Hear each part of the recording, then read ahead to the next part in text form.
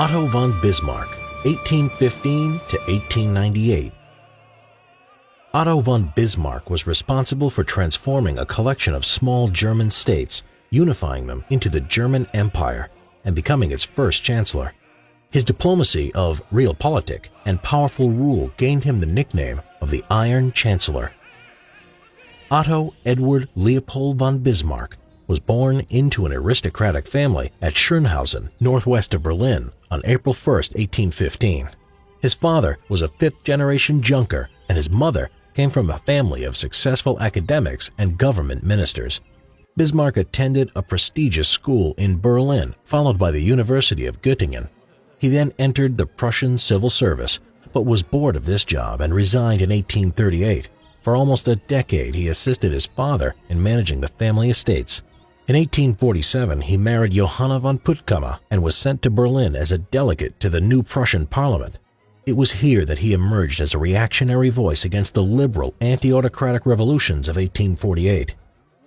From 1851 to 1862, Bismarck served as ambassador to Russia and France. When he returned to Prussia, he would be appointed prime minister by Wilhelm I, who had become king of Prussia. In 1864, Bismarck began a series of wars to establish Prussian power in Europe.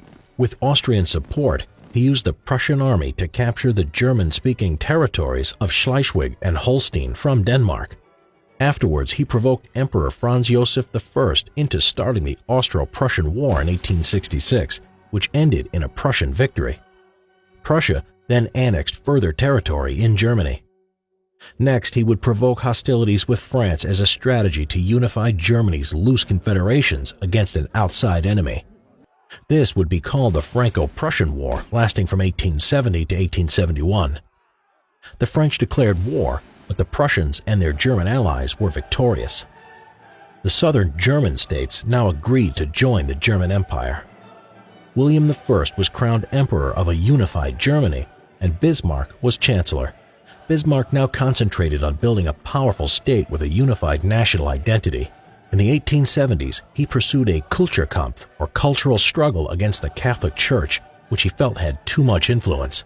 He did this by placing parochial schools under state control and expelling the Jesuits. Bismarck aimed to make the German Empire the most powerful in Europe, and in 1879, he negotiated the dual alliance with Austria-Hungary to counteract and check the power of the now allied France and Russia.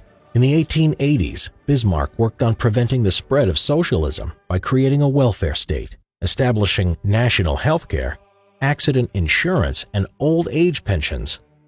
In 1890, Bismarck was dismissed by the new Emperor Wilhelm II after strongly disagreeing with him. He retired to his estate near Hamburg and died on July 30, 1898.